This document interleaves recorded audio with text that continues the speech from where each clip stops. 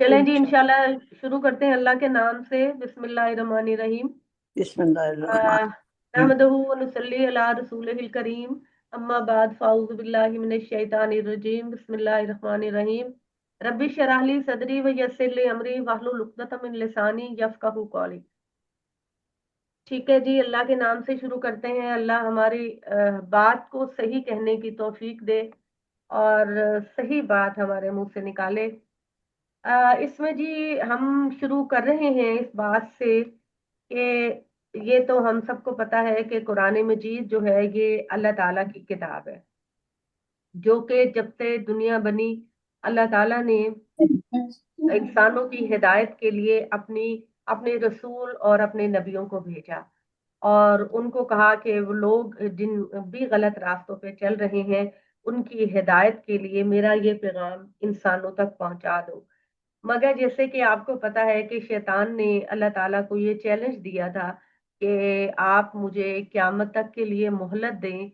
तो जिस इंसान की वजह से आपने मुझे अपने आप से दूर किया है, मैं इस इंसान से बदला लूंगा और इस इंसान को मैं गलत रास्ते पे चलाऊंगा और इसको मैं आपकी सजा का मुस्तहिक बनाऊंगा। तो इस तरह शैतान ने अपना इंतकाम लिया और उसने इंसानों को गुमराह करने की हर कोशिश की। बल्कि बड़े ही अफसोस के साथ ये बात कहनी पड़ती है कि कुरान मजीद में अल्लाह ताला कहते हैं कि कोई कौम भी अपने नबी पर ईमान नहीं लेकर आई और कोई कौम ने भी अपने नबी की बात को रिस्पॉन्स नहीं दिया सिवाय हजरत यूनुस अलैहिस्सलाम की कौम के। यानी कितने अफसोस की बात है कि इतने नबी, इतने रसूल, इतनी कौमें दुनिया में आई। ये मैं जो शांदा पी रही हूँ जी, जो शांदा, चाय नहीं पी रही। तो वो फिर अल्लाह ताला ने ये बात की कि सिर्फ यूनुस की कौम वाला जो शांता पीना जी। जी, मुझे मेरे मियाँ ने यही कहा है कि तुम जो शांदा पियो। तो ये वाली बात के वो अल्लाह की किताब है। अब हम कुरान तो हमारे ऊपर वाज़ेह है कि कुरान जो है वो अल्लाह की किताब है और कुरान मजीद के अंदर जो शरह की ज़रूरत होती है, वजाहत की ज़रूरत होती है, वो सुन्ना करती है। सुन्ना यानी नबी सल्लल्लाहु अलैहि वसल्लम की जो प्रैक्टिस है वो हमें कुरान की शरह तबीन करती है, शरह वजाहत करती है। तो सुन्नत क्या होती है कि सुन्नत ये होती है कि अल्लाह ताला, असल में सुन्नत का मतलब होता है कानून और रास्ता। कानून, रास्ता। तो सुन्नत का जो लफ्ज है वो सुन्नत का लफ्ज अल्लाह ताला के कानून के लिए भी इस्तेमाल किया जाता है और नबी सल्लल्लाहु अलैहि वसल्लम ने भी जो प्रैक्टिस किया दीन को उसके लिए भी सुन्नत का लफ्ज बोला जाता है। लेकिन चूंकि सुन्नत का लफ्ज ज्यादातर हम बोलते हैं उस तरीके को जो कि नबी सल्लल्लाहु अलैहि वसल्लम ने किया, तो इसलिए हम ये लफ्ज ज्यादातर उस अमल के लिए बोलते हैं जो कि नबी सल्लल्लाहु अलैहि वसल्लम ने किया। अदरवाइज सुन्नत का लफ्ज अल्लाह ताला के कानून के लिए भी कुरान मजीद में बोला जाता है, जिसमें अल्लाह ताला ने ये कहा कि ये सुन्ना तल्लाहुल्लती ला ताजिदु फीही तब्दीला, कि ये अल्लाह ताला का कानून है, अल्लाह का तरीका है, इसमें तुम कोई तब्दीली नहीं पाओगे। तो ये लफ्ज अल्लाह ताला के कानून और तरीके के लिए भी बोला जाता है। और अमली तौर पर हम ये बोलते हैं कि अल्लाह ने कुरान मजीद में जो हमें अहकामात दिए, जैसे अल्लाह ने कहा कि नमाज पढ़ो। अब नमाज के लफ्ज को अगर आप देखें तो नमाज का लफ्ज अरबी जबान में बहुत सारी चीजों के लिए इस्तेमाल होता है। जैसे लुगत में अगर आप देखें तो नमाज का मतलब दुआ मांगना भी होता है, इस्तदा करना भी होता है। मगर हमें ये बताया गया है कि नमाज, सलात का मतलब वो वो प्रैक्टिस है कि जो आप खड़े होकर, कयाम करके, रुकू करके, सजदे में जाकर अल्लाह की इबादत करते हैं, उसका मतलब है सलात। अब सलात को जब हम इस्लाम के नुक्ता नजर से बोलेंगे तो इसका मतलब होगा कि नमाज को पढ़ना या नमाज का कयाम करना। अब सलात का लफ्ज हम जब बोलेंगे तो वो किसी दुआ के लिए नहीं बोलेंगे, किसी इस्तदा के लिए नहीं बोलेंगे, हम उसके लिए बोलेंगे जो नबी सल्लल्लाहु अलैहि वसल्लम ने हमें पढ़कर बताई कि इस तरीके से आपने नमाज पढ़नी है। आपने कहा कि फजर के 2 फर्ज पढ़ने हैं, इस तरह पढ़ने हैं, जोहर के 4 फर्ज पढ़ने हैं, इस तरह पढ़ने हैं, मगरिब और असर की ये रकतें हैं, ईशा की ये रकतें हैं, तहज्जुद अगर पढ़नी है तो वो इस तरह से पढ़नी है। तो ये वो तरीके हैं जो शरअ वसाहत आप सल्लल्लाहु अलैहि वसल्लम ने करके हमें बताई कि जो कुरान में सलात का जो लफ्ज इस्तेमाल हुआ है वो इस चीज के लिए हुआ है। तो अब हम देखते हैं कि सुन्नत की तारीफ क्या है। सुन्नन क्या है, इन्हें हमने इस मजमून की तमहीद में बिल्कुल मुतय्यन तरीके से पेश कर दिया है। ये वाजे करना होता है कि उसके चंद उसूल हैं जिन्हें हम तफसील के साथ बयान करेंगे। अब आपने गौर से सुनना है, हर लफ्ज को गौर से सुनना है, क्योंकि मेरी बहनों हम लोग हर चीज को सुन्नत कहना शुरू कर देते हैं। मिसाल के तौर पर हम ये कहते हैं कि कद्दू खाना सुन्नत है, हालांकि कद्दू खाना सुन्नत नहीं है।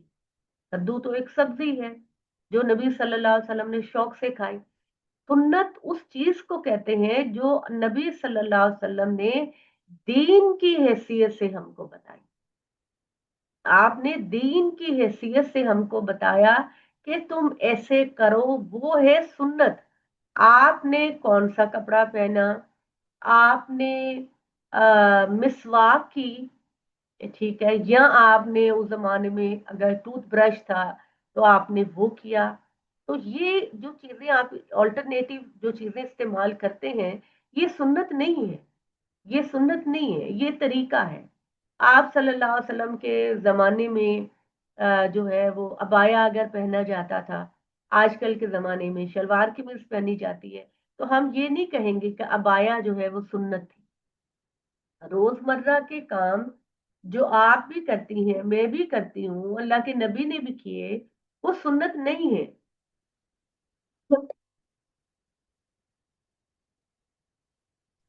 सुन्नत की डेफिनेशन अच्छे तरीके से समझ लें कि सुन्नत वो काम है जिसको अल्लाह ताला ने अपने कुरान में हमको हुक्म दिया और नबी सल्लल्लाहु अलैहि वसल्लम ने अमली तौर पर हमको बताया कि इस तरीके से तुमने ये काम करने।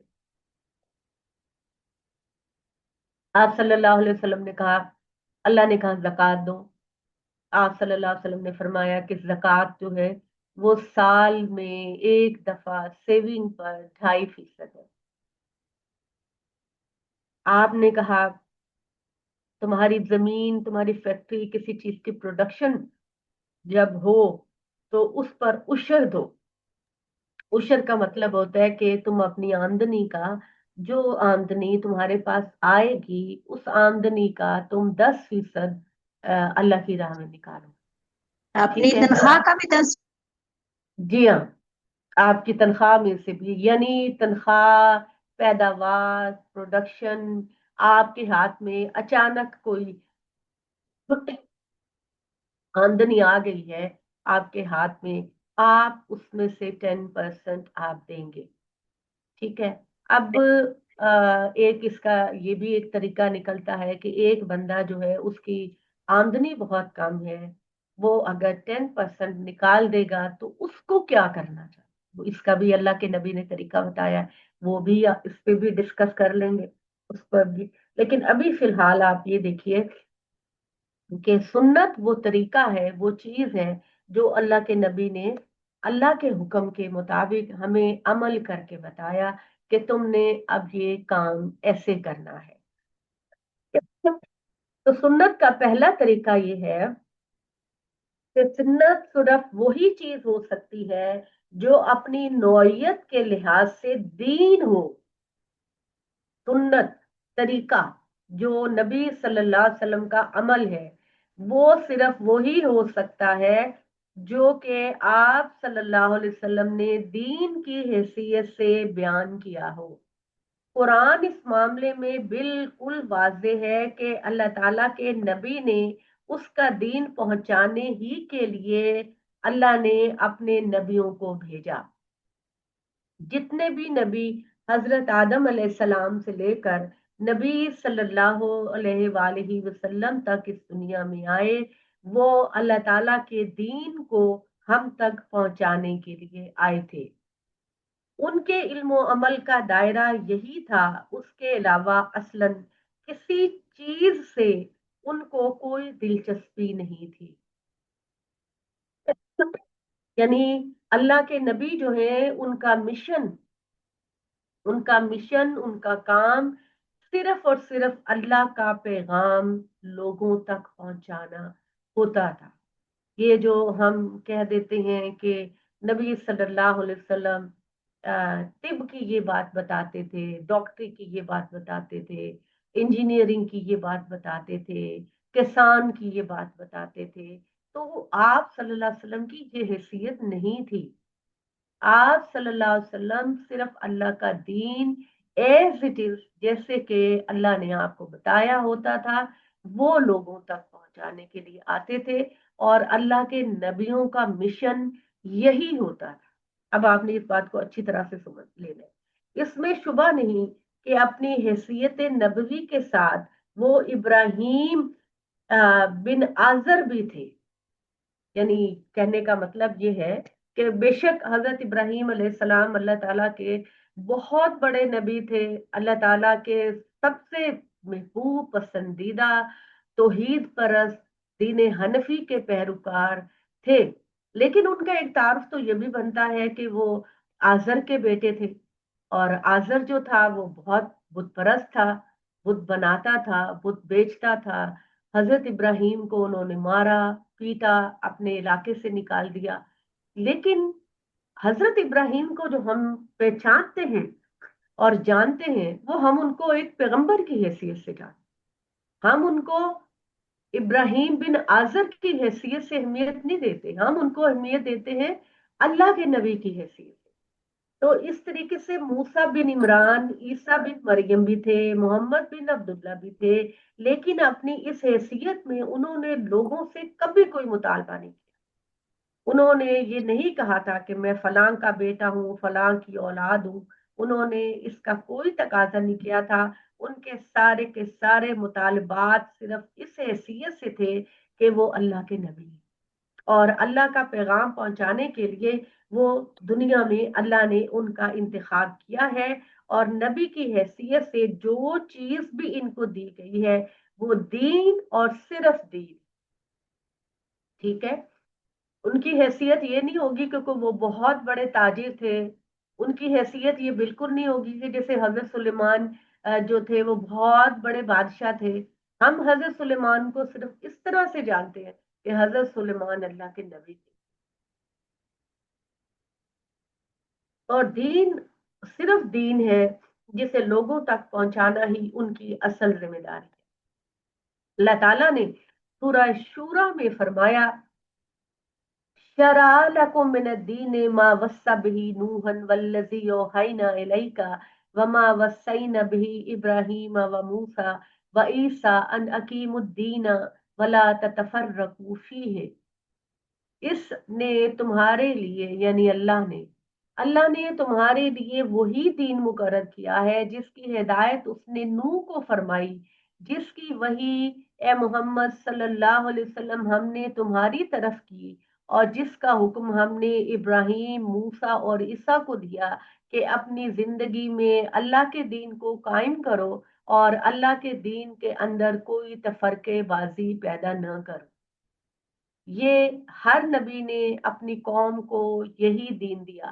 چنانچہ معلوم ہوتا ہے کہ رسول صلی اللہ علیہ وآلہ وسلم نے جنگ میں تیر استعمال کیے، تلوار استعمال کی، اور اس طرح کے دوسرے اسلحے استعمال کیے، اونٹوں پر سفر کیا، مسجد بنائی، اس کی چھت کھجور کے تنوں سے بنائی، اپنے کلچر کے لحاظ سے بعض کھانے کھائے، ان میں کسی کو پسند کیا کسی کو ناپسند کیا، ایک خاص وضع قطع کا لباس پہنا جو عرب میں اس وقت پہنا جاتا تھا، اور جس کے انتخاب میں آپ کے اپنا ذاتی ذوق بھی شامل ہوتا تھا کہ آپ اس طرح کا لباس پسند کرتے تھے اور اس طرح کا لباس نہیں پسند کرتے تھے، اس میں نبوت کا کوئی دخل نہیں تھا۔ کہنے کا مطلب ہے کہ آپ کے کھانے پینے میں، پہننے اوڑھنے میں، سونے میں، لیٹنے میں، کسی چیز کی چھت بنانے میں، کوئی میٹیریل بلڈنگ میں استعمال کرنے میں آپ کی نبوت کا کوئی دخل نہیں تھا۔ وہ اس دور کے کلچر اور اس دور کے حالات کا معاملہ تھا، دین کے لحاظ سے آپ نے یہ کوئی کام نہیں کیا، ٹھیک ہے۔ اور عرب میں اس وقت پہنا جاتا تھا۔ نبی صلی اللہ علیہ وسلم نے ایک موقع پر خود یہ بات اچھے طریقے سے فرما دی۔ آپ صلی اللہ علیہ وآلہ وسلم کی ایک حدیث ہے جو کہ مسلم میں ہے، مسلم حدیث کی کتاب کا نام جو مسلم شریف میں ہے، اس میں آپ صلی اللہ علیہ وآلہ وسلم نے فرمایا کہ سنیے غور سے، انما انا بشرun، بڑی خوبصورت روایت ہے، پلیز دھیان سے سنیے گا۔ انما انا بشرun اذا امرتکم بشیء من دینکم فخذوه به واذا امرتکم بشیء من رائی فانما انا بشر، ٹھیک ہے۔ فرانی انما ظننت ظنا فلا تؤاخذنی بالظن ولكن اذا حدثتکم عن اللہ شیئا فخذوا به فانی لن اکذب علی اللہ انتم عالم بامور دنیاکم۔ بہت خوبصورت روایت ہے، آپ نے واضح لفظوں میں بتا دیا کہ میں کون ہوں، مجھے کس طرح سے تم سمجھو۔ اس کا ترجمہ یہ ہے کہ نبی صلی اللہ علیہ وسلم نے فرمایا میں بھی ایک انسان ہی، جب میں تمہارے دین کے متعلق تمہیں کوئی حکم دوں تو اسے لے لو، اور جب میں اپنی رائے سے کچھ کہوں تو میری حیثیت بھی اس سے زیادہ کچھ نہیں کہ میں ایک انسان ہوں۔ میں نے ایک اندازے سے بات کہی تھی، اس لیے تم اس طرح کی باتوں میں میں تم اس طرح کی باتوں میں تم میری رائے کو ماننا چاہتے ہو تو مانو، نہیں ماننا چاہتے تو نہ مانو، یہ میرا نقطہ نظر ہے۔ ہاں، جب میں اللہ کی طرف سے تمہیں کچھ کہوں تو اسے لے لو، جب میں یہ کہوں کہ یہ اللہ کا حکم ہے، اللہ کی بات ہے، تو اس بات کو قبول کر لو، اس پر عمل کر لو، اور جب میں یہ بات کہوں کہ اللہ کی طرف سے اس چیز سے منع کیا گیا ہے تو تم اس بات سے رک جاؤ، اور میری بات سنو، میں اللہ پر کبھی جھوٹ نہیں باندھوں گا۔ میں اللہ کا نبی ہوں، میں اللہ تعالیٰ کے بارے میں کبھی جھوٹی بات نہیں کہوں گا۔ تم مجھ سے دین سیکھو، تم مجھ سے دین سیکھو، اور دنیا کے معاملات تم بہتر خود جانتے ہو۔ یہ اس موقع پر آپ نے فرمایا کہ ایک دفعہ کچھ لوگ کھجور کو پیوند کاری کر رہے تھے، یعنی کھجور اچھا پھل دے تو ایک بہتر کھجور کے درخت کی پیوند کاری کر رہے تھے۔ تو آپ صلی اللہ علیہ وسلم نے ان کو کہا کہ تم یہ جو کر رہے ہو، پیوند کاری کر رہے ہو دوسرے اچھے کھجور کے درخت کے ساتھ، یہ نہیں کرو گے تو کیا ہوگا؟ لوگوں نے کہا یہ اللہ کا نبی ہے، صحیح بات کہتا ہوگا تو ہم پیوند کاری نہیں کرتے، ٹھیک ہے۔ تو انہوں نے پیوند کاری نہیں کی تو اگلے سال پھل بالکل بھی اچھا نہیں آیا۔ تو لوگوں نے آپ صلی اللہ علیہ وسلم سے کہا کہ ہم نے تو آپ کے کہنے کے مطابق ہم نے یہ پیوند کاری نہیں کی، تو ہم نے اس کی ڈرافٹنگ نہیں کی، تو ہمارا تو پھل اچھا نہیں آیا۔ تو آپ صلی اللہ علیہ وسلم نے کہا میں نے تو صرف ایک رائے تم کو دی تھی کہ اگر تم ایسا نہ کرو گے تو کیا ہو؟ میں نے تمہیں کوئی حکم نہیں دیا تھا کہ تم ایسا نہ کرو، یہ دنیا کے معاملات تم بہتر سمجھتے ہو، میں اللہ کا رسول ہوں، مجھ سے اللہ کا دین سیکھا کرو، تم مجھ سے صرف اللہ کا دین سیکھا کرو، دنیا کے معاملات تم خود بہتر جانتے ہو، اپنے تجربات سے تم اللہ کا دین دنیا کے معاملات تم بہتر جانتے ہو، بلڈنگ کیسے بنانی ہے، درخت کیسے اگانا ہے، ये कपड़ों की सिलाई कैसे करनी है, कपड़ा कैसे बुनना है, खाना कैसे पकाना है, ये दुनिया के सारे मामला तुम ज्यादा बेहतर जानते हो। मेरे पास जब तुमने आना है तो तुमने दीन सीखने के लिए आना है, दीन का हुक्म सीखने के लिए आना है तुमने मेरे पास कि ये सिचुएशन है, इसमें मैं क्या करूं, अल्लाह का क्या हुक्म है। तो ये वाली बातें जो है ना, तुम मेरे से सीखा करो। तो ये आप सल्लल्लाहु अलैहि वसल्लम की हैसियत को बिल्कुल क्लियर कर देता है। हमारे यहाँ लोगों को 99% लोगों को ये बताया जाता है कि आप सल्लल्लाहु अलैहि वसल्लम का हर अमल सुन्नत था। नहीं, आपने बहुत सारे काम इंसान की हैसियत से किए। तो जो आपने काम इंसान की हैसियत से किए हैं वो सुन्नत नहीं है। आपने खाना खाया, खाना खाना सुन्नत नहीं थी। आपने गुस्ल किया, गुस्ल करना सुन्नत नहीं है, ये हर इंसान की बशरी जरूरत है। ठीक है। आपने किसी वक्त अबाया पहना, किसी वक्त कोट पहना, किसी वक्त कोई चादर ओढ़ ली। अब मौसम के लिहाज से सर्द मौसम में गर्म कपड़े पहन लिए, गर्मी के मौसम में ठंडे कपड़े पहन लिए, तो ये कोई सुन्नत नहीं है, ये आम बशरी जरूरत है। ये सुन्नत नहीं है, क्योंकि जब हम हर छोटे बड़े काम को जब हम कह देंगे कि ये हुजूर की सुन्नत है, तो आप अपने दीन को कंफ्यूज कर देंगे। दीन के मामले में आपकी क्लैरिटी नहीं रहेगी बिल्कुल। आपको नहीं पता चलेगा कि दीन क्या कहता है और हमें क्या करना चाहिए। अब आप देखिए कि छोटी छोटी बातें हैं, लोग ले लेते हैं आम तौर पर और कहते हैं ये तो सुन्नत है, और जब देखा जाता है तो नहीं, वो सुन्नत नहीं होती। सुन्नत सिर्फ वो चीज है जो दीन की हैसियत से अल्लाह ताला के हुक्म के मुताबिक नबी सल्लल्लाहु अलैहि वसल्लम ने हमें बताया कि तुम ऐसे काम करो। ठीक है, ऐसे तुम काम करो, इस तरह के तुम काम करो। तो ये वाज़ेह हो गया। सुन्नत का दूसरा उसूल क्या है? सुन्नत को मानने का दूसरा असूल ये है कि सुन्नत का ताल्लुक तमाम तर अमली जिंदगी से है, यानी वो चीज जो करने की है। इल्म अकीदा, तारीख, शान नजूल और इस तरह की दूसरी चीजों का सुन्नत से कोई ताल्लुक नहीं। सुन्नत प्रैक्टिस करने की चीज, यानी अल्लाह ने कहा नमाज पढ़ो, नबी सल्लल्लाहु अलैहि वसल्लम ने नमाज पढ़ के बताया कि ऐसे नमाज पढ़ो। ठीक है, आपने नमाज के लिए खड़े हुए, आपने सना पढ़ी, आपने कयाम करके सूरह फातिहा पढ़ी, फिर उसके बाद आपने कोई छोटी सी सूरा पढ़ी, फिर आप रुकू में गए, फिर आप सजदे में गए, दो सजदे किए आपने, और इस तरह आपने अपनी नमाज को मुकम्मल किया। तो ये प्रैक्टिकली आपने करके बताया, ये सुन्नत। अल्लाह ने कहा नमाज पढ़ो, पैगंबर ने अमली तौर पे करके बताया। अल्लाह ने कहा ज़कात दो, आप सल्लल्लाहु अलैहि वसल्लम ने बताया 2.5% ज़कात। अल्लाह ने कहा रोजा रखो, नबी सल्लल्लाहु अलैहि वसल्लम ने फरमाया कि फजर से लेकर मगरिब तक तुमने रोजा रखना है, और तमाम खाने पीने और दूसरी जायज ख्वाहिशात से तुमने बचना है मगरिब तक के लिए। तो ये वाली जो चीजें हैं ये अमल की बातें हैं, कौल की बातें नहीं है, अमल की बातें हैं। सुन्नत अमल है वो वाला जो नबी सल्लल्लाहु अलैहि वसल्लम ने अमली तौर पर दीन की हैसियत से करके बताया। सुन्नत अमल है। ठीक है।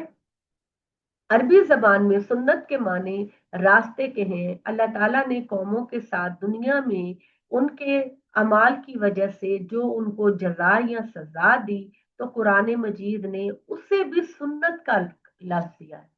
जैसे कि मैंने बिल्कुल स्टार्ट में कहा कि सुन्नत का मतलब होता है तरीका या रास्ता। हम ज्यादा फेमिलियर हैं इस बात से कि हम नबी सल्लल्लाहु अलैहि वसल्लम के काम को सुन्नत कहते हैं।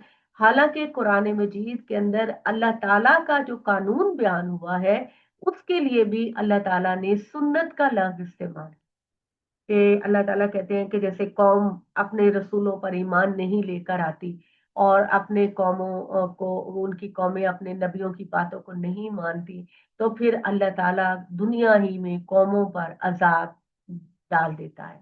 और ये अल्लाह का कानून है। जिसमें तुम कोई तब्दीली नहीं पा सकते। ठीक है, इसको भी अल्लाह ताला ने सुन्नत कहा। तो सुन्नत, एक तो सुन्नत रसूल यानी नबी सल्लल्लाहु अलैहि वसल्लम का अमल, और एक सुन्नतुल्लाह यानी अल्लाह ताला का कानून। ये दोनों लफ्ज सुन्नत के लिए बोले जाते हैं। और ये चीजें साथ साथ छोटे छोटे प्लीज नोट्स लेते जाएं। ये टिपिकल इल्मी बातें हैं, और ये इल्मी बातें आपके लिए जानना बहुत जरूरी है, जो कि आपके इल्म को बहुत क्लियर करेंगी। आइंदा जिंदगी में भी आपको बहुत क्लैरिटी मिलेगी इन चीजों की। और ईमानियात की किस्म की किसी चीज पर भी इसका इतलाक किया जाए, लिहाजा अमली नौयत की कोई भी चीज, जो इल्मी नौयत की कोई भी चीज सुन्नत नहीं। अमल हुजूर सल्लल्लाहु अलैहि वसल्लम का जो अमल है वो सुन्नत है, और इसके करने का दायरा मुकर्रर है। इस दायरे से बाहर की चीज इसमें किसी तरह की भी शामिल नहीं है। बिल्कुल हुजूर का अमल जो आपने अल्लाह की हिदायत पर किया, सिर्फ वो सुन्नत है। इस बात को समझ लीजिए। ठीक है, आप ये कहें कि नबी सल्लल्लाहु अलैहि वसल्लम ऐनक लगाते थे, बिलफर्ज मैं ये कह दूं तो ऐनक लगाना सुन्नत है। अब जिन लोगों को ऐनक की जरूरत नहीं, तो इसका मतलब है कि वो सुन्नत से महरूम है। इससे मैं ये वाकया पहले भी बता चुकी हूँ, और आज भी मौका है, मैं आपको बताती हूँ कि 1.5 साल पहले मैं ऑस्ट्रेलिया गई। तो वहाँ मेरे और मेरे मियाँ के सेशंस डिस्कशन होती थी। एक खातून ने मुझसे, हम लोग मुसलमान भी कितने सादे होते हैं ना नबी सल्लल्लाहु अलैहि वसल्लम की, उसने मुझसे कहा कि हमें केक नहीं खाना चाहिए। मैंने कहा क्यों बहन, केक क्यों नहीं खाना चाहिए? कहने लगी कि हमारे नबी सल्लल्लाहु अलैहि वसल्लम ने कभी केक नहीं खाया। तो मैंने उसको कहा कि हमारे नबी सल्लल्लाहु अलैहि वसल्लम तो कभी जहाज में भी नहीं बैठे थे, तो इसका मतलब है कि हमें जहाज में भी नहीं बैठना चाहिए। तो मैंने उनको समझाने की कोशिश की कि जो चीजें नबी सल्लल्लाहु अलैहि वसल्लम के जमाने में नहीं थी, आज वो दरियाफ्त अगर हुई है, तो उनको करने में कोई हर्ज की बात नहीं है। वो आपने अगर केक नहीं खाया था तो ये कोई बहादुरी की बात नहीं है, ये कोई दीन का तकाजा नहीं है कि हम भी केक ना खाएं। ठीक है ना? हाँ, हमें हुजूर ने शराब से मना किया, तो हमें शराब नहीं पीनी चाहिए। हमें हुजूर ने मना किया कि किसी जानवर को अल्लाह का नाम लिए बगैर ज़िबा ना करो, हमें कोई किसी जानवर को ज़िबा करने के वक्त अल्लाह का नाम लेना जरूरी है, उसके बगैर वो हलाल नहीं है। तो ये वाली चीजें हैं जो कि दीन है। लेकिन केक, केक के अंदर क्या हो, आटा होता है, मीठा चीनी होती है, घी होता है, यही चीजें होती हैं। अगर आप इन सबको मिक्स करके बना लेंगी तो केक बन जाएगा। अलहदा अलहदा इस्तेमाल करके करेंगी तो कहीं चाय बन जाएगी, कहीं रोटी बन जाएगी, कहीं कुछ और बन जाएगा। तो इनमें तो हराम चीज कोई भी नहीं। तो दीन को समझने के लिए ये वाली अप्रोच समझने के लिए बहुत जरूरी है। ठीक है ना? और ऐसी हमाकतें हमने भी की हैं। मेरी जब मैं छोटी सी थी, छोटी सी थी मतलब कितने साल की होंगी, 8-10 साल की होंगी। तो मेरे भाई की, छोटे वाले भाई शहजाद की सालगिरह का दिन था। तो मेरी अम्मी और हम भी ये समझा करते थे कि सालगिरह नहीं मनानी चाहिए, सालगिरह नहीं मनानी चाहिए, ये दीन में हुजूर ने कभी सालगिरह नहीं मनाई। तो बाद में जब दीन को स्टडी किया, दीन को जब पढ़ा, तो दीन का इन चीजों से तो कोई ताल्लुक नहीं है। दीन तो इस बात का नाम है कि एक बंदा नबी सल्लल्लाहु अलैहि वसल्लम के पास आया देहात से। तो उसने आके कहा कि अल्लाह के नबी, मैं दूर से आता हूँ, तो मुझे सिर्फ ये बता दीजिए कि मैं वो काम करूं कि मैं सीधा सीधा जन्नत में चला जाऊं, बस सिंपल काम बता दीजिए। तो आप सल्लल्लाहु अलैहि वसल्लम ने फरमाया कि नमाज पढ़ो, 5 वक्त की नमाज पढ़ो, अल्लाह के साथ कभी किसी को शरीक ना करना, रोजा रखना, ज़कात देना, और अगर जिंदगी में एक दफा तौफीक मिल जाए तो हज कर लेना। सिर्फ ये 5 काम अगर तुम, ज़कात देना, और ये 5 काम अगर तुम कर लोगे तो तुम लाजमी तौर पर जन्नत में जाओगे। उस बंदे ने कहा, ए अल्लाह के रसूल, वाकई में अगर मैं ये 5 काम कर लूंगा तो मैं जन्नत में चला जाऊंगा, मैं अल्लाह का पसंदीदा बंदा बन जाऊंगा? अल्लाह के नबी ने फरमाया कि हाँ बिल्कुल, मैं तुम्हें गारंटी देता हूँ कि इन 5 कामों के साथ तुम लाजमी तौर पर जन्नत में जाओगे। तो उसने कहा, क्या कहा उसने, जुमले पे गौर करने की बात। उसने कहा, ला अजीदु मिन्हु वला अनकुस, ना तो मैं इससे ज्यादा करूंगा, ना मैं इससे कम करूं। यानी उसने ये बात कही कि अल्लाह के नबी, मैं बस जन्नत में जाने के लिए फर्ज नमाज पढ़ूंगा, फर्ज रोजा रखूंगा, फर्ज जितनी ज़कात है बस मैं फराइज अदा करूंगा, मैं इससे ज्यादा नहीं कर। ला अजीदो मिन्हु वला अनकुस, ना मैं इनसे ज्यादा करूंगा, ना मैं इनमें कमी करूंगा, बस इतना ही करूंगा। तो जब वो चला गया तो आप सल्लल्लाहु अलैहि वसल्लम ने फरमाया, क्या फरमाया, कद अफलहा इन सदका, ये बंदा बख्शा गया अगर इसने सच बोला। अगर इस बंदे ने सच बोला और वाकई ये 5 काम करता रहा अपनी जिंदगी में, तो ये लाजमी कामयाब हो जाएगा और ये लाजमी जन्नत में चला जाएगा। तो दीन जो है वो, ये कुरान है तो 5 चीजों का नाम, लेकिन कुरान मजीद में ज्यादा जिन चीजों पर जोर दिया गया है वो ज्यादातर जोर दिया गया 2 चीजों। एक तो आपने जिंदगी में कभी शिर्क नहीं करना, आपका सर कभी अल्लाह के अलावा किसी के सामने नहीं झुकना, और दूसरा सोसाइटी की जिम्मेदारी कि आपने माली लिहाज से सोसाइटी के जरूरतमंदों की मदद करनी है, आपने ज़कात अदा करनी है, आपने जरूरतमंदों की मदद करनी। कुरान मजीद में 5 उसूल हर जगह बयान नहीं, ये बेसिक 2 जो है ये तो कंपलसरी। अगर आपने ये 2 तो लाजमी कर लिए तो जन्नत के दरवाजे फरिश्ते खोलकर आपका इस्तकबाल करेंगे। अच्छा जी, तो तीसरा उसूल सुन्नत के बारे में क्या है?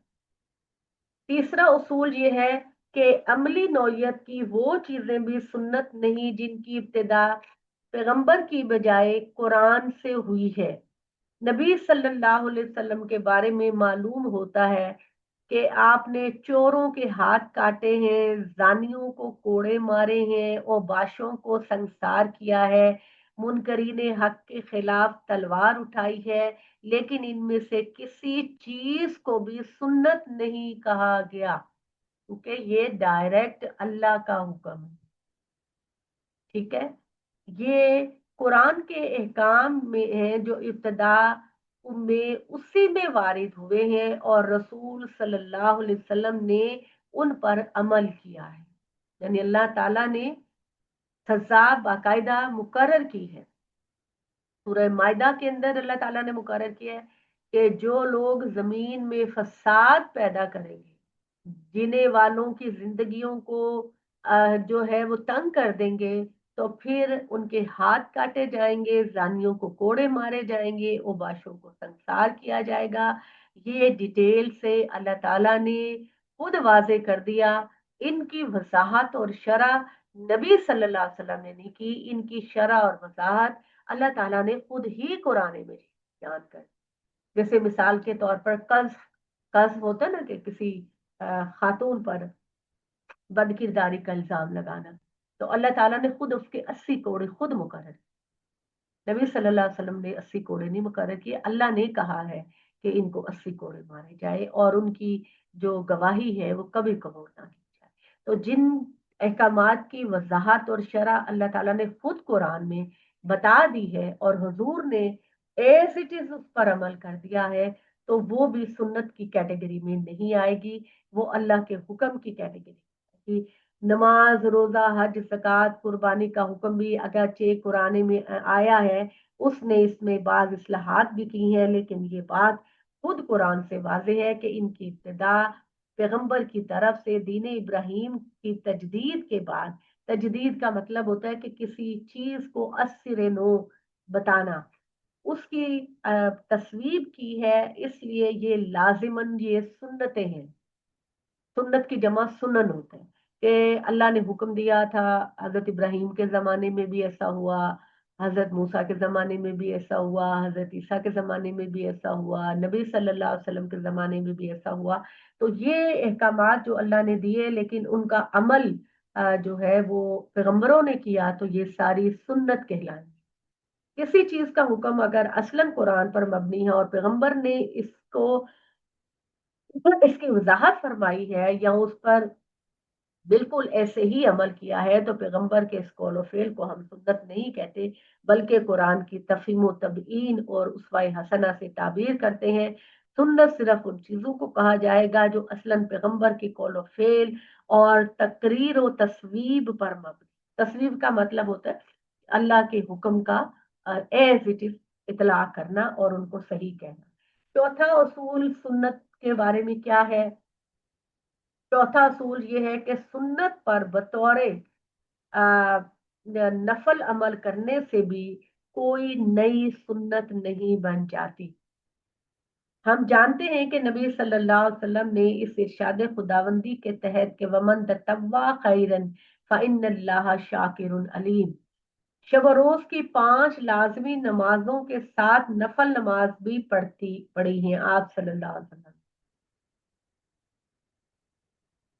ठीक है, यानी 5 नमाजें हम पर फर्ज की गई हैं।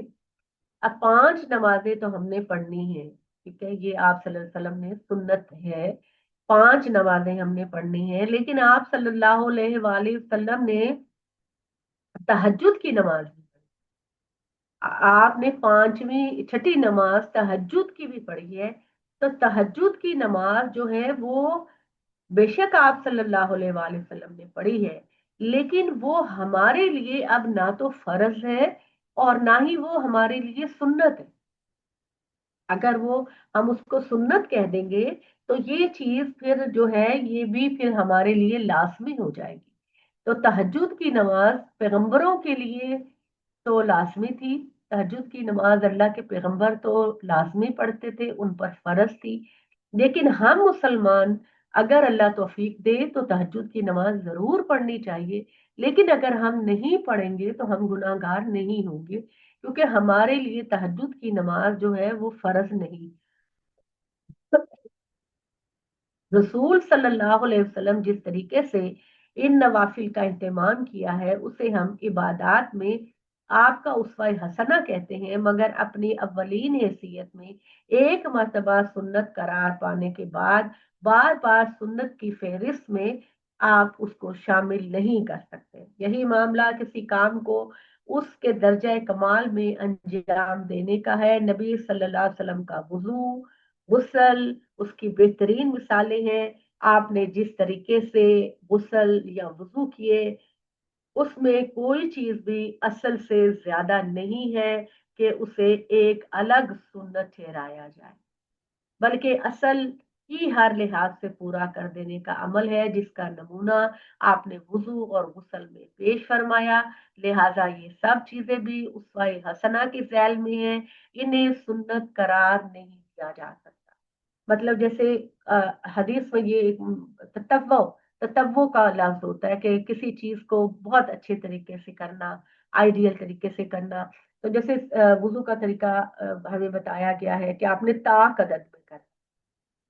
आप तीन कम से कम आप 3 दफा कुल्ली करें, 3 दफा नाक में पानी डालें, 3 दफा मुंह धोएं। आप इसको 5 दफा भी कर सकते हैं, आप इसको 7 दफा भी कर। तो नबी सल्लल्लाहु अलैहि वसल्लम ने इस बागे वुजू का जिक्र किया है। इस बागे वुजू का मतलब होता है बहुत अच्छे तरीके से वुजू करना। तो बहुत अच्छे तरीके से आपकी तसल्ली, जैसे आपने कहा कि मैं करना आपने ताक अदद में, इसकी हमें तलकीन की गई है कि बेशतर इबादतें और बेशतर जो जिक्र और अस्कार है वो ताक अदद में। ताक का मतलब होता है और नंबर। आपने 1 दफा, 3 दफा, 5 दफा, 7 दफा, आप इन ताक अदद में आपने ये करना है, यानी इस बाक़े वुजू करना है आपने। अब आप उसको चाहे 3 दफा कर लें, 5 दफा कर लें, बेहतरीन तरीके से जो भी आपको लगे आप वो कर लें। तो वो तरीका है। तो हजूर ने इन तरीकों को जैसे भी किया, आप इनमें से जो भी तरीका इख्तियार करेंगे वो बिल्कुल सही हो। 5वां असूल یہ ہے کہ وہ چیزیں جو محض بیان فطرت کے طور پر آئی ہیں وہ بھی سنت نہیں ہے، اللہ یہ کہ انبیاء علیہ السلام نے ان میں سے کسی چیز کو اٹھا کر دین کا لازمی جز بنا دیا ہو۔ مثال کے طور پر کچلی والے درندوں، چنگال والے پرندوں سے متعلق نبی صلی اللہ علیہ وسلم کے ارشادات اسی کیٹیگری کے ہیں۔ یعنی آپ صلی اللہ علیہ وسلم نے ہمیں حرام چیزوں کا ذکر بتایا گیا نا، کہ ہمیں حرام چیزوں کا ذکر بتایا گیا کہ آپ نے غیر اللہ کے نام کا ذبیحہ نہیں کھانا، آپ نے مردار نہیں کھانا، آپ نے خنزیر نہیں کھانا، آپ نے بہتا ہوا خون نہیں پینا، ٹھیک ہے؟ تو یہ 4 چیزیں اللہ تعالیٰ نے حرام کی ہیں۔ اب اس میں نبی صلی اللہ علیہ وسلم نے انہی چیزوں میں وضاحت کر دی ہے کہ وہ والے جانور جن کے بڑے بڑے پنجے ہیں، بڑے بڑے پنجے، جیسے شیر، چیتا، بڑے بڑے پنجوں والے جانور، یا جن کے بڑے بڑے نوچنے والے دانت ہیں، بڑے بڑے ایسے نوچ نوچ کے جو گوشت کو کھاتے ہیں، آپ نے ان جانوروں کو بھی نہیں کھانا۔ اللہ تعالیٰ نے 4 چیزیں حرام کی ہے نا، اللہ کے نام کے علاوہ آپ نے کسی کے نام کا کھانا نہیں کھانا، ذبح کیا ہوا مردار نہیں کھانا، بہتا ہوا خون نہیں کھانا، خنزیر کا گوشت نہیں کھانا۔ قرآن ان 4 چیزوں کو بیان کر، تو نبی صلی اللہ علیہ وسلم نے مزید اس کے اندر اللہ کے حکم سے یہ بتا دیا، وضاحت کر دی ہے کہ جن جانوروں کے بڑے بڑے دانت ہیں، ایسے بڑے بڑے دانت ہیں، نوچ نوچ کے کھاتے ہیں کسی بھی جانور کو یا کسی انسان کو، تو چونکہ ان کی فطرت میں وحشیانہ پن ہے تو وہ والے بھی آپ نے نہیں کھانے۔ اور اسی طرح جن کے بڑے بڑے ناخن ہیں، بڑے بڑے ناخن ہیں، وہ ایسے چیڑ پہاڑ کے کھاتے ہیں، شیر، چیتا، یا اس کیٹیگری کے جیسے مگرمچھ ہے۔ ابھی کل شہزاد مجھے بتا رہے تھے کہ ایک بچہ جو ہے وہ آسٹریلیا ہی میں کسی سمندر میں 4-5 بچے نہانے سمندر میں گئے، تو شارک مچھلی نے ایک بچے کی ٹانگوں کو پکڑ کے کھا لیا، اس کا گوشت کھا لیا، اور اس کو ٹانگیں اس کی کٹ گئی، اور وہ بڑی کریٹیکل سچویشن میں۔ تو یہ جو شارک مچھلی، اب مچھلی تو کھانا جو ہے وہ تو جائز ہے نا، لیکن یہ والی مچھلی، اس کیٹیگری کی مچھلی کہ جو ایسے جن کے دانت بڑے بڑے ہیں، جو نوچ نوچ کے کھانے والی مچھلیاں ہیں، بڑے بڑے دانت ہیں، بڑے بڑے پنجے ہیں، تو ظاہر ہے کہ وہ اس کیٹیگری میں آ جائے گی کہ جو آپ نہیں کھا۔ تو یہ والی چیزیں جو ہے یہ نبی صلی اللہ علیہ وسلم نے ان سے منع کیا۔ اور اس کے بعد یہ بات ہے کہ اللہ تعالیٰ نے کہا کہ جس کے تحت ہمیشہ انسان جانتا ہے کہ شیر، چیتا، ہاتھی کوئی کھانے کی چیزیں نہیں ہے، نہ گھوڑا، گدھا دسترخوان کی لذت کے لیے پیدا کیے گئے ہیں۔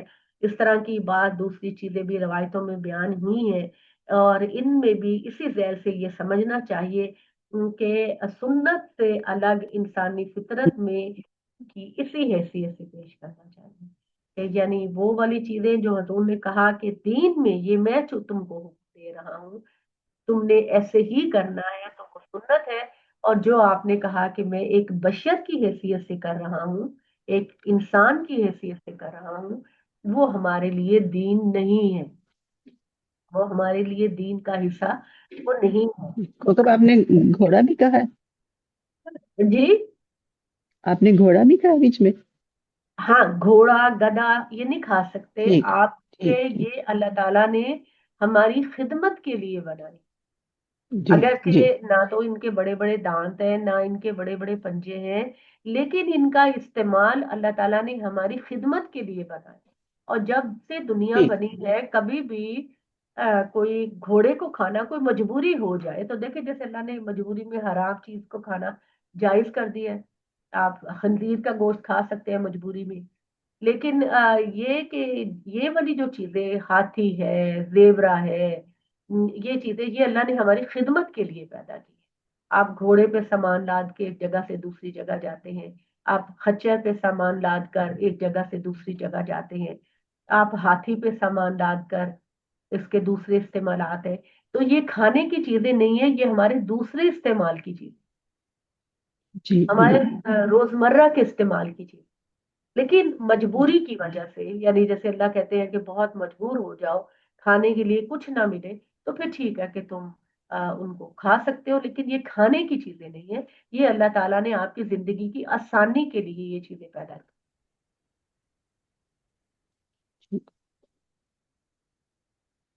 چھٹا اصول یہ ہے سنت کے معاملے میں کہ ہاں جی، چھٹا اصول یہ ہے کہ وہ چیز بھی سنت نہیں جو نبی صلی اللہ علیہ وسلم نے لوگوں کی رہنمائی کے لیے انہیں بتائی ہے، لیکن اس رہنمائی کی نوعیت پوری طرح واضح کر دی ہے کہ انہیں سنت کے طور پر جاری کرنا آپ کے پیش نظر نہیں ہے۔ اس کی مثال نماز میں جب آپ بیٹھ جاتے ہیں، سجدے کے بعد جب آپ بیٹھ جاتے ہیں اور آپ پڑھتے ہیں التحیات للہ والصلوات والطیبات، اور آخر تک آپ پڑھتے ہیں السلام علیکم ورحمۃ اللہ پڑھتے ہیں، تو یہ جو چیزیں ہیں، یہ نماز، یہ رایتوں سے معلوم ہوتا ہے کہ یہ جو آپ تشہد میں بیٹھتے ہیں یا درود سکھایا ہے، یہ دعائیں ہیں، یہ نماز کا حصہ نہیں ہے۔ ٹھیک ہے، یہ میں نے پہلے بھی ایک دفعہ اپنی کلاس میں بتایا تھا کہ جب آپ سجدے سے اٹھتے ہیں نماز پڑھ کے، تو آپ کی نماز کمپلیٹ ہو جاتی ہے۔ اب نبی صلی اللہ علیہ وسلم کیونکہ عربی بولتے تھے، آپ کی زبان عربی تھی، تو آپ سجدے سے اٹھ کر سلام کرنے سے پہلے ہی آپ ساری دعائیں مانگتے۔ اب غور کریں اگر آپ ترجمے کے ساتھ، تو التحیات للہ والصلوات والطیبات، یہ ساری دعائیں جو ہے یہ دعائیں ہیں، یہ نماز نہیں ہے، یہ اللہ تعالیٰ کی حمد و تسبیح نہیں ہے، یہ دعائیں ہیں۔ اللہ تعالیٰ مجھے بخش دینا، میرے ماں باپ کو بخش دینا، میرے سارے مسلمانوں کو بخش دینا، اور اللہ تعالیٰ یہ ساری چیزیں، درود شریف ہے حضرت ابراہیم کا، اللہ تعالیٰ کا، تو یہ نماز آپ کی جو ہے سجدے پہ ختم ہو جاتی ہے، باقی جو ہے وہ دعائیں ہیں۔ اب آپ صلی اللہ علیہ وسلم نے یہ دعائیں اکثر سجدے سے اٹھ کے مانگی، آپ بھی مانگ سکتے ہیں۔ اگر آپ سجدے کے بعد سلام پھیر کے اپنی زبان میں اردو میں دعائیں مانگنا چاہتے ہیں تو آپ اردو میں مانگ لیجیے۔ ہم سمجھتے ہیں کہ نہیں، جو تشہد میں یا اس میں بیٹھ کے ہم جو پڑھتے ہیں وہ بھی نماز کا حصہ ہے، وہ نماز کا حصہ نہیں ہے، وہ دعائیں ہیں۔ وہ دعائیں چاہے آپ سجدے سے اٹھنے کے بعد مانگ لیں یا آپ سلام پھیرنے کے بعد مانگ لیں، یہ بالکل برابر ہے، کیونکہ ہوں، ہماری زبان ہے اردو، ہم زیادہ ڈیٹیل سے مانگ لیتے ہیں، زیادہ دل کی باتیں کر سکتے ہیں، تو ہم سلام پھیرنے کے بعد بھی یہ دعائیں مانگتے ہیں۔ تو یہ جو چیز تو ہے نا، یہ سنت کا حصہ نہیں۔ تو ہم تو باجی یہ شروع سے ہی ایسے ہی نماز پڑھتے ہیں ہاں کہ ہم تو نماز کا حصہ سمجھتے تھے کہ یہ نماز کا حصہ ہے۔ جی ہاں، آپ کو تو سکھایا اسی طرح کیا ہے نا، تو جی اب ہاں، آپ کو بتایا جا رہا ہے، چھانٹی کر کے بتائی جا رہی ہے کہ کیا ہاں جی، کیا چیز کیا چیز کیا ہے۔ ہاں، پھر نماز کے بعد بھی اردو میں بھی ہم ہاں دعا مانگتے ہیں، اللہ ہاں، جی تعالیٰ سے اپنی بالکل، زبان میں اور بھی مانگتے ہیں۔ ظاہر بات ہے کہ اتنی عادت پڑ چکی ہو کہ جی، ہم لوگ تشہد میں بھی پڑھتے ہیں، سلام پھیر کے بھی پڑھتے ہیں، دونوں طرف ہی پڑھتے ہیں آپ، ہاں، لیکن نبی صلی اللہ علیہ وسلم یا تشہد میں پڑھ کے پھر آپ سلام پھیر کے اٹھ جاتے تھے، پھر آپ ہاتھ اٹھا کے دعا نہیں مانگتے تھے، کیونکہ آپ دعا ساری مانگ چکے ہوتے تھے اس جی جی وقت، جی چاہے جی جتنی بھی لمبی دعا ہو وہ آپ مانگ سکتے ہیں، سلام پھیرنے سے پہلے مانگ سکتے ہیں یا سلام پھیرنے کے بعد مانگ سکتے ہیں۔ لیکن ہماری ہم جو روایتی نماز ہے اس کو جاری رکھنے میں کوئی حرج تو نہیں ہے نا؟ ہاں، کوئی ہم تو حرج بعد میں نہیں، ہاں ہاں بالکل کوئی حرج کی بات نہیں ہے، صرف مگر اپنا اس کو وہ آپ اس عقیدہ کو چینج نماز کر کا لیں۔ یعنی ہاں، نماز کا حصہ نہ سمجھا جائے اور وہ اسے ہاں سمجھے بالکل دعا۔ ایسے میں کہ آپ یہ نہ سمجھے کہ میری نماز جو ہے وہ سلام پھیرنے تک جاری رہے، نہیں، جیسے مثال کے طور پر آپ کا دروازہ کھٹکا ہے، کوئی آیا ہے، آپ کی کال آ گئی ہے کوئی، تو آپ سجدے سے سر اٹھایا، آپ اٹھ کے جا کے اپنا دروازہ کھول، آپ کی کوئی ایمرجنسی کی کال آنی تھی، آپ کی آئی ہے، ٹھیک ہے، آپ سجدے سے اٹھیں، آپ جائیں فوراً جا کے آپ کال اٹینڈ کریں۔ تو یہ اللہ تعالیٰ نے وہی والی بات کہی ہے نا، میں آپ کو بہنیں بتاؤں، ان اللہ یرید بکم الیسر ولا یرید بکم العسر، اللہ تعالیٰ تمہارے لیے آسانیاں چاہتا ہے، دین کی آسانیاں چاہتا ہے تمہارے لیے، اللہ تعالیٰ مشکلات نہیں چاہتا. لیکن وہی والی بات ہے نا کہ لوگوں نے دین کو انتہائی مشکل کر. ہم لوگ سمجھتے ہیں کہ جب تک کوئی انتہائی ڈیفیکلٹ طریقہ نہیں ہوگا وہ دین نہیں ہو سکتا، انتہائی مشکل کام نہیں ہوگا وہ دین نہیں ہو سکتا. ہم لوگ یہ سمجھتے ہیں، حالانکہ اللہ تعالیٰ نے بار بار یہ بات کہی ہے کہ اے لوگوں میں تمہارے لیے آسانیاں چاہتا ہوں، میں تمہارے لیے مشکلات نہیں چاہتا. اور بنی اسرائیل سے بھی اللہ تعالیٰ نے قرآن مجید میں یہ کہا کہ میں نے تم سے وعدہ کیا تھا کہ تم نے اپنی سرکشیوں کی وجہ سے دین کو جو اپنے لیے مشکل بنا دیا، تو آخری نبی جب آئیں گے محمد صلی اللہ علیہ وسلم تو میں دین کی ساری سختیاں تم سے ہٹا کر آسان کر. ٹھیک ہے. ہم آپ صلی اللہ علیہ وسلم کی سکھائی ہوئی دعائیں بھی پڑھ سکتے ہیں، ان کی جگہ جو جو دعائیں آپ نے مانگی ہم وہ بھی مانگ سکتے ہیں، اور ہم اپنی طور پہ بھی اپنے دل کی تمام دعائیں مانگ سکتے ہیں. اور دو زانو ہو کر کاد کے لیے کاد ہوتے نا بیٹھنا، تو اس کے علاوہ ہم بیٹھ کر جو بھی مانگ سکتے ہیں، اس میں کوئی بھی حرج کی بات نہیں. ٹھیک ہے جی. ابھی یہ ہمارا سلسلہ چل رہا ہے، ابھی آپ نے کوئی سوال کرنا ہے تو کیجئے. پھر ہمارا حدیث کا سلسلہ کل شروع ہوگا. میں کوشش کروں گی کہ اس کو بھی کل ہم واضح کر دیں، حدیث اور قرآن کے کانسیپٹ کو بھی واضح کر دیں، اور آپ لوگوں کی ساری کلیئرٹی ہو جائے. اور جو بار بار ہم کنفیوز ہو جاتے ہیں کہ حدیث میں تو یہ ہے، حدیث میں تو یہ ہے، حدیث میں تو یہ ہے، تو اس کی کلیئرٹی، سنت کیا ہے، حدیث کیا ہے، قرآن کیا ہے، یہ آپ کو پتا ہونا چاہیے. اقول قولی ھذا واستغفر اللہ لی ولکم ولسائر المسلمین. کوئی سوال ہے تو کیجیے. اچھا جی میں ڈاکٹر سوال نماز کر صاحب سکتی ہوں؟ پوچھ میں سکتی ایک ہوں؟ سوال ہے، میرا ہاں جی، ایک سوال ہے. ہاں جی فریدہ جی.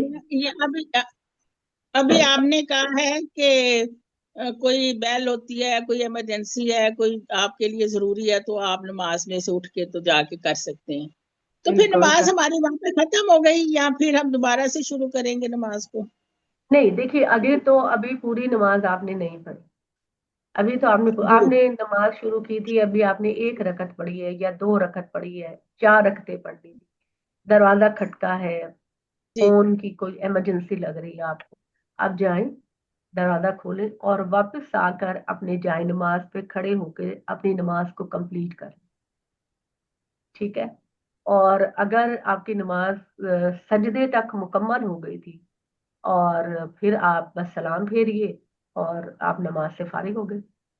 لیکن اگر نماز ابھی انکمپلیٹ تھی اور اس دوران میں آپ نے پہلی رکعت یا دوسری رکعت یا تیسری رکعت میں آپ کو دروازہ کھولنا پڑا ہے یا فون دیکھنا پڑا ہے یا کوئی بھی ایمرجنسی کی صورت ہو سکتی ہے، تو آپ کر کے جا کے دوبارہ مسلے پہ کھڑے ہو جائیں اور اپنی نماز کو کمپلیٹ کریں. جی بلکہ اس میرے سلسلے میں ایک اور لیکن بیچ میں بات تو الاؤ نہیں ہوگی نا، بات نہیں کریں گے ہم؟ وہ تو دیکھیں نا، اس کی بھی میں آپ کو مثال دے دیتی ہوں کہ ایک دفعہ ایسا ہوا کہ نبی صلی اللہ علیہ وسلم نے 4 رکعتیں پڑھانی، تو آپ صلی اللہ علیہ وآلہ وسلم نے، ہوتا نا انسان اور نبی کی حیثیت تو ویسے بھی ایک میسنجر اور ایک گائیڈ کی ہوتی ہے، تو آپ صلی اللہ علیہ وسلم نے 2 رکعتیں پڑھا کر سلام پھیر لیا. تو صحابہ کرام نے بھی اس کو فالو کیا، ظاہر ہے کہ اللہ کے نبی ہیں، انہوں نے فالو کیا کہ اللہ کے نبی. صحابہ کرام نے بھی سلام پھیر لیا. تو کسی نے کہا کہ یا رسول اللہ کیا نماز چھوٹی ہو گئی ہے، کیونکہ ہم نے تو 4 رکعتیں پڑھنی تھیں تو آپ نے تو 2 رکعتیں پڑھائیں. تو آپ صلی اللہ علیہ وسلم نے کہا کہ اچھا میں نے 2 رکعتیں پڑھائی ہیں، میں بھول گیا ہوں. آپ انہی قدموں سے واپس آئے جائے نماز پر، آپ نے وہ بقایا 2 رکعتیں اور پڑھی. صحابہ کرام نے بھی ان کے پیچھے 2 رکعتیں اور پڑھی اور پھر سلام. تو اس طرح کی سچویشن بھی ہو سکتی ہے. مطلب آپ پڑھی تھی 4 رکعتیں، آپ نے 3 رکعتیں پڑھ کے سلام کیا.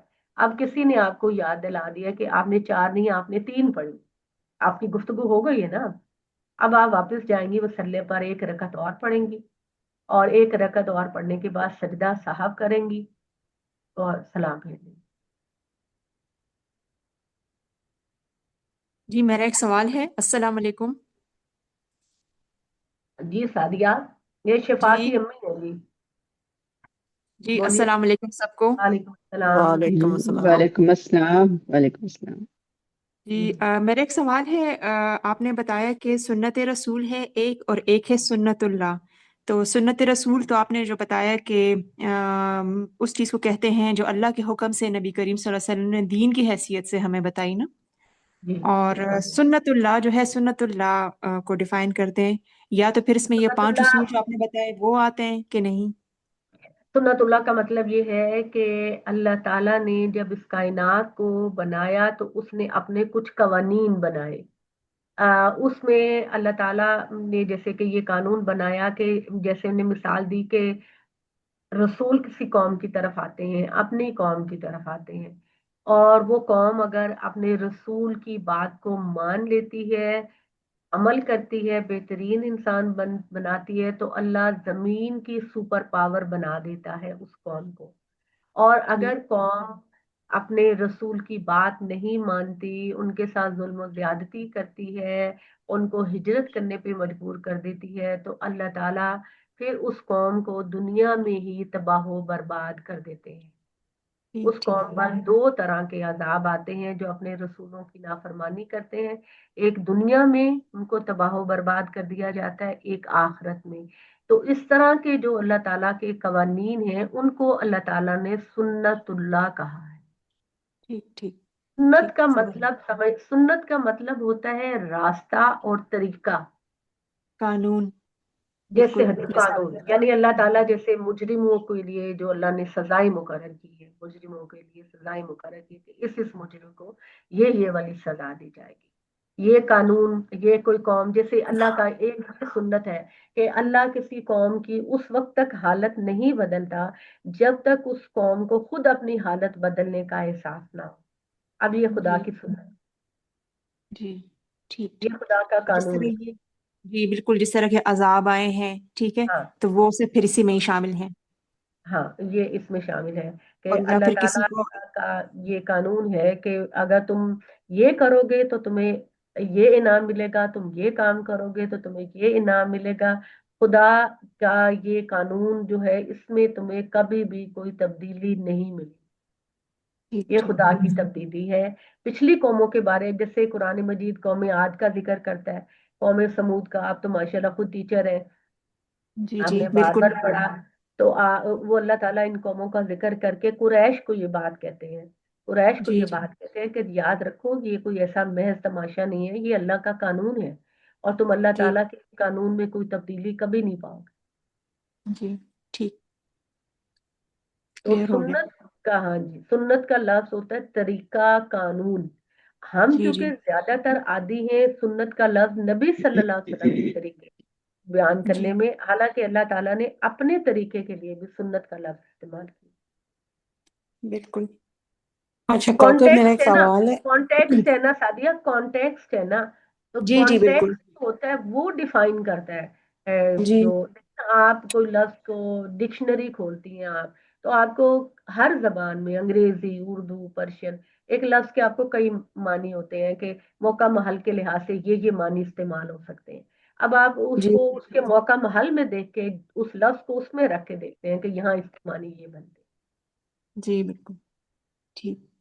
اچھا کوکب میرا ایک سوال ہے. جیسے ہم وطر کی نیت کرتے ہیں اور تیسری رکعت میں ہم دعائے قنوت پڑھنی بھول جاتے ہیں اور پھر پتہ چلتا ہے کہ یہ دعائے قنوت تو پڑھی نہیں لیکن سجدہ سہو بھی ہم بھول گئے، تو اس کا کیا نماز ختم کرنے کے بعد سجدہ سہو ہو جائے گا دوبارہ کر لیجئے، بالکل یا سجدہ کر نیت کے دوبارہ پڑھیں گے؟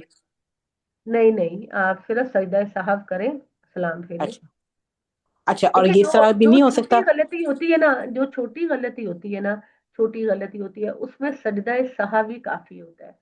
لیکن اچھا اگر کوئی بڑی غلطی مسٹیک ہو گئی ہے، جیسے آپ نے پوری رکعت ہی نہیں پڑھی، اچھا. اب آپ اس نے طرح بھی ہو پوری سکتا رکعت ہے تو کہ پھر اگر آپ کو وہ پوری رکعت پڑھنی ہوتی ہے. ٹھیک ہے، اس طرح بھی ہو سکتا ہے ہم تو ویسے نارمل جو ہے 3 وطر کی نیت کرتے ہیں، اگر ہم 2 پڑھ کے سلام پھیر لیتے ہیں اور تیسری رکعت بھول جاتے تو ہم کیا 1 رکعت وطر کی پڑھ لیں بعد میں؟ ہاں بالکل، 1 رکعت کھڑے ہو کے دوبارہ پڑھ لیں. ٹھیک، شکریہ. اچھا اور نماز کے بعض دفعہ متعلق اچھا بعض دفعہ کیا باجی کہتے ہیں نماز کوکب یہ کے ہوتا ہے متعلق ہی میں ایک पूछना کہ चाह रही نماز हूँ میں एक کہ بعض चीज। دفعہ ایسا ہوتا ہے کہ آپ کا دھیان بڑھ گیا، یا جیسے بعض دفعہ بیٹھ کے کوئی بچہ کوئی قریب ہے اور اس کو بچانے کے لیے اگر ہم تھوڑی سی اونچی آواز میں نماز پڑھ لیں تو اس کا ہاں، کوئی حرج تو نہیں؟ گودی میں اٹھا کے. نہیں گود میں نہیں، اس کو بنا کرنے کے لیے کہ وہ باز آ جائے اور ہم نماز پڑھ رہے ہیں، نیت نہ توڑیں، تھوڑی اونچی آواز میں اگر ادا کر لیں کہ شاید بچہ ہماری آواز سن کے رک جائے. ہاں، کسی اشارے سے ہم منع کر سکتے ہیں اس کو. اچھا بلکہ یہاں تک بھی ہو سکتا ہے کہ بچہ اگر رو رہا ہے، قابو میں نہیں آ رہا، تو آپ اس کو گود میں پکڑ کے نماز پڑھ لیں. قریب اگر نہ ہو تو. قریب اگر نہیں ہے، بچہ بہت رو رہا ہے، بے حال ہو رہا ہے، آپ جائیں بچے کو اٹھا لیں، بچے کو اٹھا کے نماز پڑھ لیں آپ. ٹھیک. حرم میں تو شکریہ. باقاعدہ ایسے ہی پریکٹس کرتی ہیں خواتین، جس طرح کے بالکل چھوٹے انفینٹس ہوتے ہیں جو رو رہے ہوتے ہیں، باقاعدہ اٹھا کر پھر انہیں ہاں قیام بھی کرتی ہیں، سجدے کے وقت پھر ان کو لٹاتی ہیں، اور ہاں، جب ٹھیک ہے. بیٹھی اللہ ہوئی میاں نے ہوتی تو بہت آسانیاں پیدا کی ہیں نا ہمارے لیے کہ آپ سوچ بھی نہیں سکتے کہ اس پروردگار نے اتنی ہمارے لیے آسانیاں پیدا کیاں، اور اتنی آسانیوں کے بعد ہمیں کتنا بڑا انعام دینا ہے اس نے. پروردگار نے ہمارے لیے، یعنی کہ کوئی چیز بھی آپ کے لیے مسئلہ پیدا کر رہی ہے تو اللہ نے اس کے لیے راستے آپ کے لیے کھول دیے، اور بس سبحان اللہ. تھوڑا سا باجی آپ کے لیے فرض اللہ تعالیٰ نے. باجی یہ فرض نماز کا مطلب میں پوچھنا چاہ رہی ہوں کہ فرض نماز میں جو ہم فرض کرو کہ ہم 4 فرض پڑھنے ہیں ہم نے، تو پہلی 2 رکعت میں تو سورۃ فاتحہ کے بعد کو سورت پڑھتے ہیں نا، اور جو باقی 2 رکھتے ہیں ان میں جو ہم صرف سورۃ فاتحہ پڑھتے ہیں، کوئی دوسری رکعت نہیں پڑھتے، تو اس کا کیا مطلب ہے، کیا لاجک ہے، یہ کیا ہے چیز؟ اس کی وجہ آپ کے لیے مجھے سمجھنا. آسانی پیدا کرنا ہے اچھا. کہ فرض نماز چونکہ امام صاحب پڑھاتے ہیں نا، تو پیچھے بوڑھے عورتیں بھی ہیں نا، ہم ہیں، تو گھر میں بچے پڑھتے ہیں بھی نا. ہیں، خواتین بھی ہیں، بیمار بھی ہیں. اگر وہ چاروں رکعتوں میں نہیں، وہ تو بعد میں فرض کو ٹھہرا دی. اصل میں تو آپ کو جو حکم دیا گیا وہ تو مسجدوں میں نماز کے لیے دیا گیا نا. اللہ تعالیٰ نے تو یہی کہا ہے نا، مردوں کے لیے تو خاص طور پر وہ مسجدوں میں ہی نماز پڑھیں، خواتین بھی مسجدوں میں پڑھیں. نبی صلی اللہ ہاں علیہ وسلم کے زمانے میں تو خواتین مسجدوں میں جا کے نماز پڑھا ہاں کرتی جی، تھی. پڑھتی تھی تو پڑھتی تھی. بیمار ہے، کسی کو بخار ہے، کوئی بڑی مشکل سے چل کے آیا ہے، کوئی بوڑھا ہے، اب قاری صاحب اگر چاروں رکعتوں میں لمبی لمبی صورتیں پڑھائیں گے تو مشکل ہو جائے گا. تو اللہ تعالیٰ نے اس کو یہ کہہ دیا کہ پہلی 2 رکعتوں میں آپ پڑھیں اور باقی میں صورتیں آپ نہ پڑھیں. بلکہ آپ یہ دیکھیے کہ اللہ تعالیٰ نے اتنا زیادہ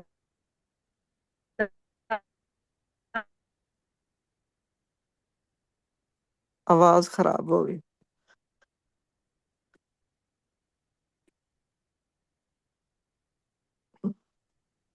کرنے کی. آپ کو پتا ہے آواز کہ بند ہو گئی تھی. ایک صحابی کے بارے میں پتا چلا، حضرت ابن عباس کے بارے میں کسی نے نبی صلی اللہ علیہ وسلم سے شکایت کی کہ یہ بہت لمبی نماز پڑھاتے ہیں اور ہم تھک جاتے ہیں اتنی لمبی نماز پڑھا کر. تو آپ صلی اللہ علیہ وسلم نے یہ فرمایا کہ تم لوگوں کو دین سے بیدار کرنا چاہتے ہو، ہم، تم لوگوں کو دین سے بیدار کرنا چاہتے ہو کہ تم لوگوں کو لمبی لمبی نمازیں پڑھاتے ہو. تو تہجد کی جیسے نماز ہے آپ کی اپنی ہے، جتنی مرضی چاہے لمبی پڑھیں، پوری پوری سورہ بقرہ پڑھیں، لیکن جب آپ اکٹھے نماز پڑھیں تو کوشش کریں کہ چھوٹی نماز، تاکہ لوگ اگر دین سے غلطی سے اگر فرض نماز میں سورۃ فاتحہ کے بعد کوئی سورت پڑھ لیں تو کوئی حرج تو نہیں ہے؟ غلطی سے اگر پڑھ لیں غلطی تو کوئی یاد نہیں. غلطیاں تو ہر ایک سے ہو جاتی ہیں، غلطیوں کی تو کوئی بات نہیں. نہیں، غلطی سے سجدہ پڑھ لیے سو تو کر. بس ایک سجدہ سہو کر لیں. اچھا ٹھیک ٹھیک. ہاں، جی ایک تھینک سجدہ، کوکب میں کوئی بھی کچھ چھوٹی پوچھ لوں؟ غلطی ہو جائے، بڑی غلطی ہو جائے تو پھر رپیٹ کر لیں. جی میں پوچھ لوں تھینک کچھ؟ یو. جی ضرور. ہاں جی. السلام علیکم. کوکب، میں تھوڑی دیر ایبسنٹ تھی، تو وہ اگر میں ایسا سوال کر رہی ہوں جو آپ نے ایکسپلین کر دیا تو میں اپولوجائز کروں گی. میں نے کوئی یہ بات نہیں. پوچھنا تھا کہ نماز میں فرض تو فرض ہیں، اور جو سنت ہم پڑھتے ہیں وہ حضور کو فالو کرتے ہوئے پڑھتے ہیں نا، سنت اور نفل. तो वो हाँ जी कंपल्सरी तो फिर नहीं है ना नमाज में। नहीं और बिल्कुल कंपल्सरी। एडिशनल जी, मतलब आपको हम पता है पढ़ते हैं तो सऊदी जी अरब में जो सुन्नत है वो तो दर हकीकत नफल है ना, जो नबी सल्लल्लाहु अलैहि वसल्लम ने पढ़ी है। जी जिसको हम सुन्नत कहते हैं ना, वो दर हकीकत नफल है। हाँ जो जी कि नबी जी सल्लल्लाहु अलैहि वसल्लम ने नफल पढ़े थे, हम उसको सुन्नत कहते हैं। बाय मिस्टेक हम ये उसको कहते हैं। तो जी वो तो नफल नमाज है, और सऊदी अरब में तो ये पढ़े ही नहीं जाते। सऊदी अरब में सिर्फ फर्ज पढ़े जाते हैं। आप अगर कभी सफर करें ना, हरम में करें या टैक्सी वाले के साथ करें, कहीं भी करें, तो वो गाड़ी रोकते हैं, नमाज का टाइम हो गया, गाड़ी रोकते, सिर्फ फर्ज पढ़ते हैं। हाँ जी, वो फर्ज ही पढ़ते हैं वो, सुन्नत और नफल उधर वो नहीं फर्ज ही पढ़ते। पढ़ते हैं। हाँ जी। तो आप पढ़ते हैं तो बहुत अच्छी बात है, लेकिन नहीं पढ़ते तो अपने ऊपर गुनाह ना समझे।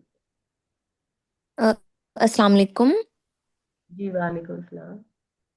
अच्छा, मेरा क्वेश्चन था, मैंने पूछना था कि जिस तरह 4 फ़र्ज़ हैं, तो बीच में आप अगर 3 पढ़ लें और आप भूल जाएँ कि आपने मतलब आपको कभी बीच में भटक जाएँ या कुछ ऐसा हो जाए कि आपको ना याद रहे कि आपने कितने पढ़ लिए हैं, तो उस मिसिंग के बारे में किस तरह फिर करेंगे? जी मैंने यही बताया ना आपको कि अगर आपकी एक रकत छूट गई है हाँ और जी। आपने 3 के बाद सलाम फेर लिया है, तो आप फिर दोबारा से खड़ी हूँ और एक रकत मुकम्मल कर लें। ठीक है, थैंक यू। एक रकत आप मुकम्मल कर लें और सलाम फेरने से पहले सजदा साहब कर दें, यानी एक सजदा कर।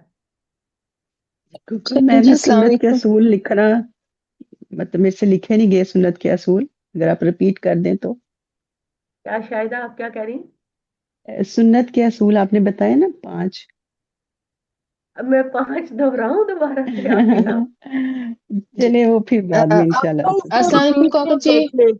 क्लास पे बाजी डालेगी ना सुवेरा जी, तो आप उसको मैं फिर अभी आपको रिकॉर्डिंग आपको भेजूंगी ना, तो फिर आप सुन हाँ लीजिएगा। जी ठीक क्योंकि जी थोड़ा बीच में मेरे हाँ से भी छूट गया। जी कौन अच्छा जी सुनहरा, अस्सलाम आपने वालेकुम बड़ी कौकब देर जी। बात। हाँ जी। कॉकब, हम रिकॉर्डिंग को इस ग्रुप में भेजेंगी?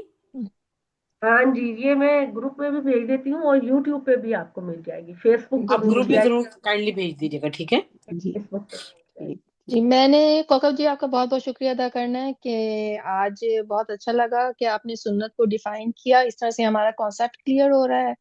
और ये जो अभी असूलों वाली बात है, तो डेफिनेशन तो इसकी समझ आ गई है, सुन्नत हम किसे कह सकते हैं। लेकिन हाँ अभी ये जी जो असूलों वाली बात है, 6-7 असूल हैं, तो इसको समझना और इसको भी याद करना बाकी है। तो अभी जी, ये जैसे तीन एक चार बहन दफा मेरी कह रही सुनेंगे थी आपको। हाँ, तीन इंशाल्लाह चार हम कर लेंगे। नहीं, मैं आपसे ये पूछना चाह रही थी कि मेरे पास इस वक्त ये इनकी मीज़ान बुक है गांधी साहब की, अगर आप कहें कि तो मैं इसकी ना तस्वीर खींच के भी ग्रुप में डाल दूं कि वो सिर्फ डायरेक्ट उसमें से जो असूल हैं वो पढ़ लें, या असल में कैसे? डालें जरूर, लेकिन इतनी टेक्निकल लैंग्वेज है, ये इतनी हाँ ये है। टेक्निकल लैंग्वेज है कि इस तरह आसानी से नहीं। अब एक दो दफा आप सुने, फिर सवाल जो आपके इस बारे में उठेंगे ना, वो आप पूछें तो फिर ज्यादा फिर क्लैरिटी क्लियर हो होगी। जाएगा। सही सही, ठीक है, जज़ाक अल्लाह बखैर, बेटा बहुत मजा सुनिए। आया आज का हाँ, लेक्चर सुन के। कल इंशाल्लाह हम हदीस के बारे में पढ़ेंगे इंशाल्लाह। सुमेरा जी इंशाल्लाह आपने बड़ा हाथ अच्छा खड़ा। लगा। सुमेरा, जी आप कुछ पूछना चाह जी रही हैं? जी जी जी अस्सलाम वालेकुम।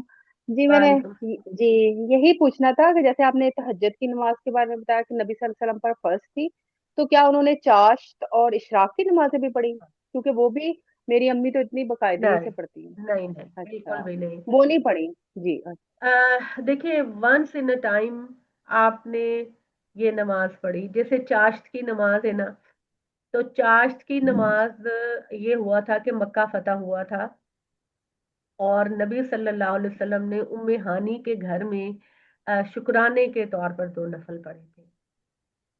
और वो 2 नफल उस वक्त आपने पढ़े थे, तो उस शुक्राने के तौर पर तो उस लोगों ने उसको फिर अपना एक रेगुलर रूटीन बना लिया है उसको। तो यानी आपने जिंदगी में एक दफा कुछ पढ़ा, लोगों ने उसको अपनी रूटीन में बना लिया, तो वो चीज जो है वो कंपल्सरी तो नहीं है, लेकिन ठीक है, पढ़ते हैं, अल्लाह सवाब देगा सब। जी बिल्कुल, thank you so much ji. Ji.